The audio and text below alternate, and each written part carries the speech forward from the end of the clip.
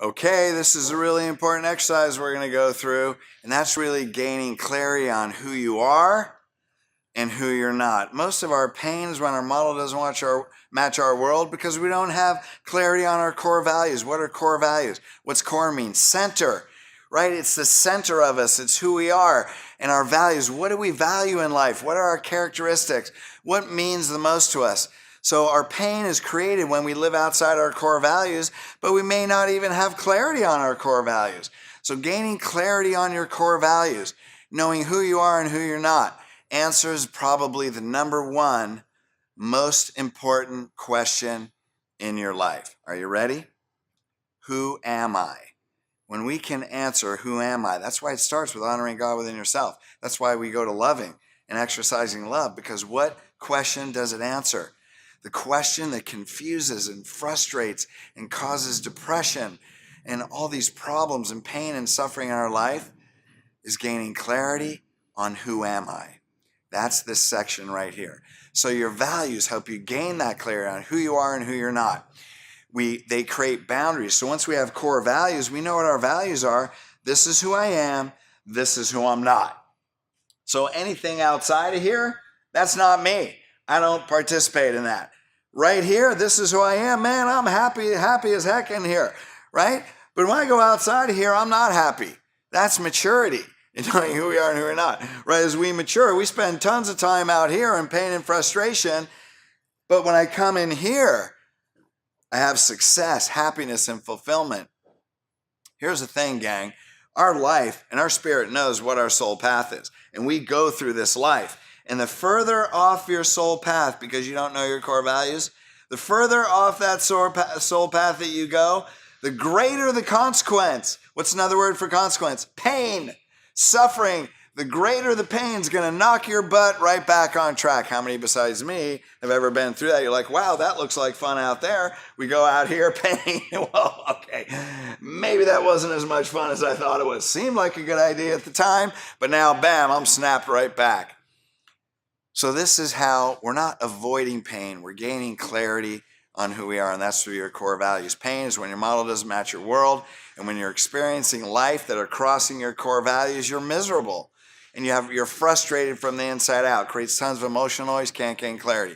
Suffering is unrelenting pain. What's that mean? When I'm living outside, not when something outside my core value happens, but when I'm living outside my core values, that's suffering. That's unrelenting pain. Unrelenting emotional pain leads to suffering. Suffering, if we don't change it, will just drag us down. It'll make us sick. We'll get injured. And eventually it'll lead to things that we don't appreciate, and that's passing before we fulfill our soul purpose. That's not it, right? We're not doing that. So we always have the power to change because we have our power to change the focus. We have power to change the meaning. We have power to change our conditions. Why? Because every person at any time can get what they want when they want it bad enough, and they know why they want it. So why do we want this? Because we're going to fulfill our soul purpose. We have to know who we are and who we're not, and that's it. So we're going to apply this template. So we're creating this template, a spirit, mind, body template. It's an equilateral triangle, strongest structure in the world. Spirit is the foundation. What's that mean? I'm a spiritual being. Mind. What's mind? Mind is our core values. In our mind, we know what our values are. We're very clear. And then we establish body is a physical manifestation. So spirit, spiritual being, we have spiritual principles in every area of our life. Mind, what are our goals? What are our values in that area? Body, what are we going to do? So it's being into doing.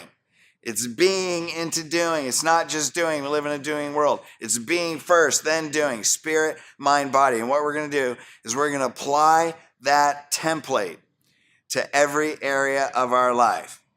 So you know the whole wheel of life thing? Okay, we're having a spirit, mind, body template because that is the holy triune of who we are. Spirit, mind, body. That's how we're expressing ourselves. So what we want to do, again, spirit is creative life force. Mind is our vision. We have strategies to get that. Body is the physical manifestation of what we do. It's maybe not our physical body, but it could be exactly what we do and what we produce in the world. Now this, gang, is a universal law. We are living in a universe with laws and principles. So if we're out of spirit, mind, body, and that's not congruent, it's like rowing a canoe upstream against the current. Why are we working so hard? We're outside of that spirit, mind, body template. And we're outside our core values. How would you like to just turn that canoe around and work with the universal laws, right? And just cruise downstream. And that's what this template is about right here. So what we're going to do is we're going to go through an exercise. And this is in your workbook. And we're going to start with the 5 main areas of your life. 5 main areas. What is that? First of all, your personal spirit, mind, body development. We're working with us first. Why? Because a relationship with yourself determines every relationship outside of you. Then we're going to go, what's the next dynamic? We're going to go to our family, whether it's our immediate family, if you're married, have kids, and that then extended family, or whether it's, brothers and sisters, whatever that family is for you. What are your spirit principles? What are your mind principles? What are your body principles? Well, what's an example? Well, let's go to personal. I am a spiritual being. I am powerful. I came here with a sole purpose. My gifts are unique only to me, and this is my sole purpose. Hey, that would be great. What's mine? Hey, I'm doing the action steps. I have standards of excellence. I'm following and developing the skill toward my sole purpose. I realize at every step, the step I'm in now, I'm going to be excellent. What's body? What's that create? It creates happiness. It creates joy. It creates fulfillment. It creates success at where I'm at. Okay, what's family? What's spirit? Okay, well, I'm a dad. I've been married before. I'm not married now. However, I want to be the spiritual leader of the family. I want to show people how they're a spiritual being first. I want to show them how to be successful in life. I'm willing to assert consequences if they're on a path that's not getting them the best in their life. Right? What's mine? I'm going to teach them spiritual principles. Hey, maybe we bring them to church. Maybe, we listen to videos together. Maybe we take them through this course. What's body? What they're manifesting in this life. So that's just an example. We're going to go through you personally, because every relationship outside of you starts with yourself. We're going to go to family and relationships, right? That could be personal and business. You can divide that. Then we're going to go to career. Does your career have a spiritual principle? Because your soul path absolutely does. And if you don't know your soul path, what step are you in now? How can that move you forward? Spirit, mind, body, career, then finances, right? Money is actually a spiritual tool, a tool that can further our soul purpose. Then we're going to go to recreation. So what we're going to do is we're going to assign spirit. We're going to assign a spiritual principle. Mind, we're going to establish our vision, goals, strategy, core values.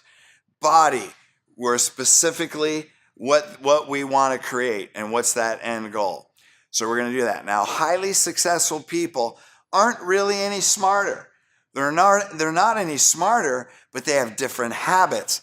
They have different habits they're committed to. They're clear on their core values.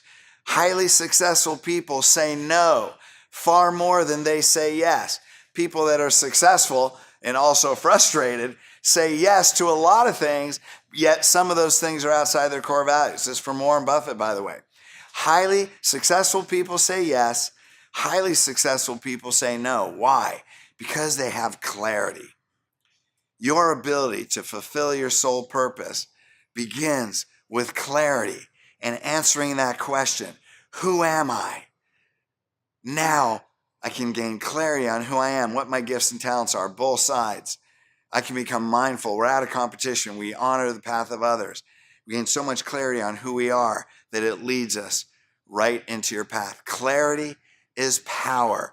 Bring clarity from your spirit, through your mind, into your body, loving others, and you'll be amazed at the doors that are going to open, not only if you're in your soul purpose, but will lead you directly toward and into your soul purpose.